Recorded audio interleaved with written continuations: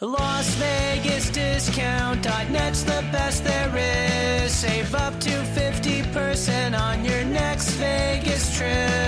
And travel, rental, shows, and tours. Find the deals you're looking for. Las Vegas Discount.net. Las Vegas Discount.net. If you're going to Vegas for deals that are the best, visit Las Vegas Discount.net.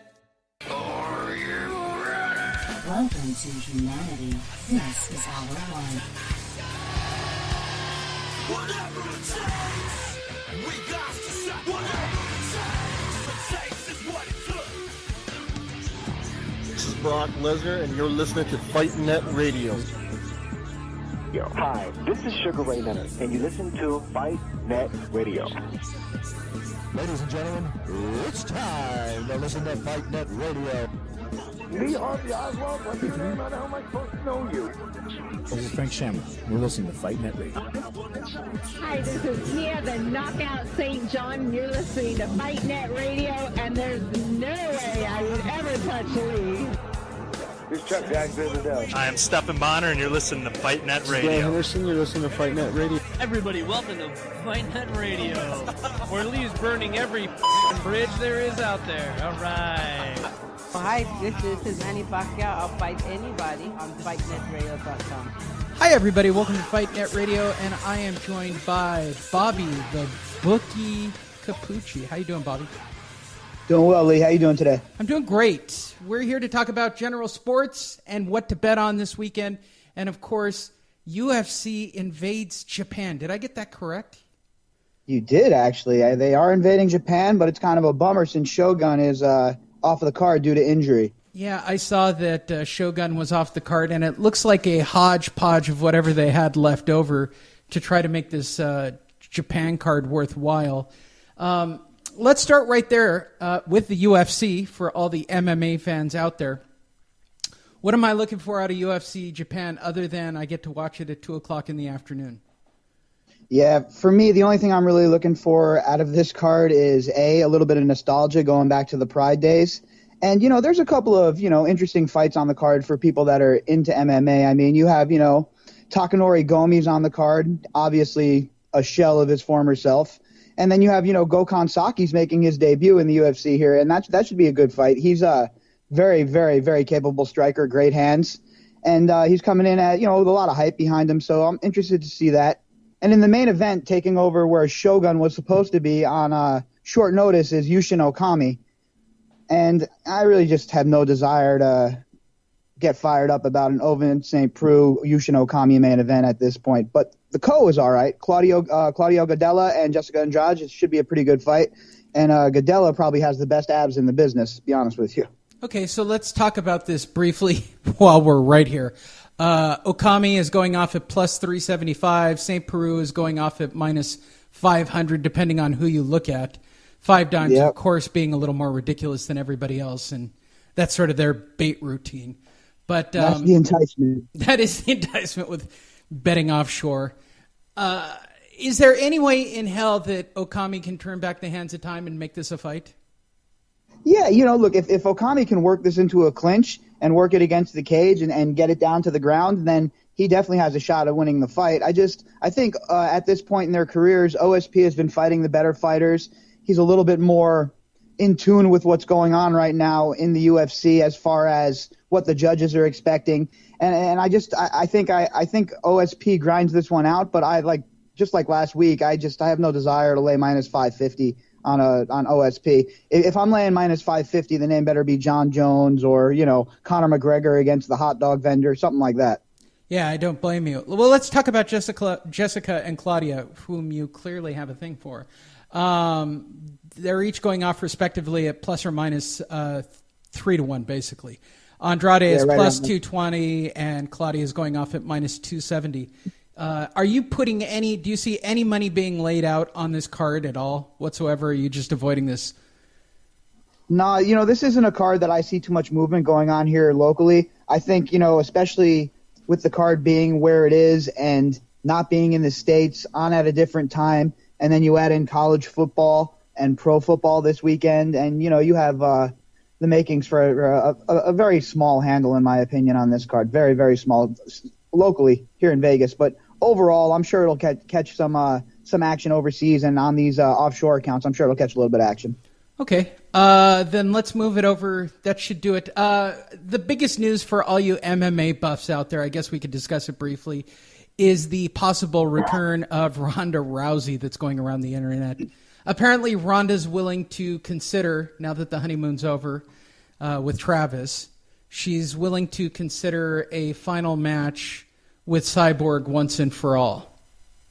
Yeah, her camp is pushing for that. And if they get that fight, you might want to charge Edmund with attempted manslaughter, because Ronda Rousey at this point in her life has no business being in the cage with Cyborg. Well, okay, so let's talk about this realistically. I'm a big believer in her judo, and I'm a big believer in what she can do. I don't believe in what they profess to her, that she can stand up and trade. And Cyborg, love, like, or hate him, I mean, that dude, by the way, that is the funniest thing that somebody listed him. Was that on the UFC website they listed him as a guy? That's the funniest. I believe it was. That's brilliant. As I said, I've been saying it for years. The UFC finally called it out. Let's talk about this specifically. Cyborg's actually got a stand-up game. I mean, she's a world-class grappler. I want to say she's a black belt on the ground. I want to say that, and I'm not exactly sure. I believe she's a brown or a black belt, but she's way the hell up there. I kind of agree with you. There's no match here, but what could possibly, what is the hole in Cyborg's game, if any? I've never really seen her struggle. The only person who seems to beat Cyborg historically is Chris. Look, with Cyborg, I really don't see a path to victory for Ronda at this point. Like you said, with her striking, she kind of fell in love with her striking after she had a couple of decent outings. You know, all one has to do is take a look at her hitting the pads, and you see that that's really not her strength. You see a lot of these high-end fighters coming into the UFC that are great in these arts like judo or wrestling, who have some success with their hands, and then they totally forget about their wrestling. Johnny Hendricks comes to mind. The guy's an all-world wrestler, but he doesn't put it all together anymore. He's, fell in love with that big shot. And I get it, people want to see the knockout, but at the end of the day, you have to do what you have to do to win. It's like, you have a team that has a great running back and a great offensive line in football. They're going to run the ball, and they're going to run the ball until you can stop it. In MMA, if you have great takedowns, you should be trying to sink them all the time until they can stop it, in my opinion. Yeah, in Ronda's case, I mean, her throwing ability is what got her to the dance. But somebody along the way convinced her, after her shadow boxing extraordinaire, to I really don't know. I mean, it's really bad. I mean, it's really bad stand up, and it's remedial at best. Connor throws better, and Connor's only done it once, basically. I mean, Connor's now moved over to boxing, but I mean, that's shocking to me that, well, neither here nor there. I was just wondering what your feedback on that was. Let's move over to Major League Baseball as we start to wind up the season, getting ready for the October Classic, or whatever terminology. I can't keep up on Major League Baseball's slogans each year. I catch it. You're in the game. It's almost October. Every month they come up with a different slogan, it seems. Their marketing department is through the roof. Let's start off in the American League, and your beloved Yankees seem to be in second place right now to a pretty much red-hot Boston team. I mean, they're matching Boston lick for lick over the last 10. Boston 7-3 over the last 10. The Yankees are 8-2. This is the history of, the East. These two fighting it out till the bitter end. Are they going to burn each other out? I don't think so. We don't have another game with them for the rest of the year. We won the season series. The Yankees won the season series. Hard-fought series. Two really good teams. The Yankees are very young. They weren't expected to be in the position that they're in right now, and it's a testament to a guy like Joe Girardi, who is really managing his nuts off this season. I mean, with the pitching staff, juggling the pitching staff, the problems we've had on the back end, the problems at first base with Greg Bird's lingering injury. It's just been, a series of bad breaks injury-wise. I mean, Gregorius was out for a while. You have Aaron Hicks, who was having a career year, who was out, and thankfully Ellsbury has stepped up, and he's doing a yeoman's job stepping back into that position. The pitching staff, I mean, you've had the whole rebirth of CC Sabathia this year. And, here the Yankees are 2.5 games out with a handful left to go and putting a beating on the Twins, the team closest, to them in the wild card. Here just gets done sweeping the Twins, and Aaron Judge is coming alive.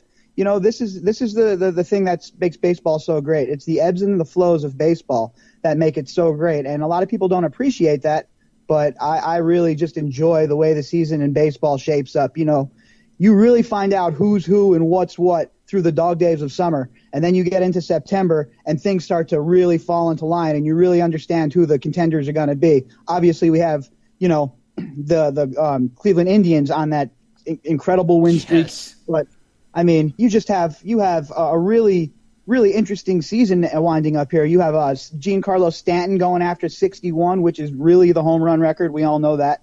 You have, Aaron Judge 4 away from Mark McGwire's home run rookie record. You have Bellinger breaking the rookie record in the National League. There's a lot of intrigue going on. It's the most home runs ever hit in the season, by the way. Wow. You didn't hear that, but trust me, everybody was like, why the hell did we just hear beer polka music?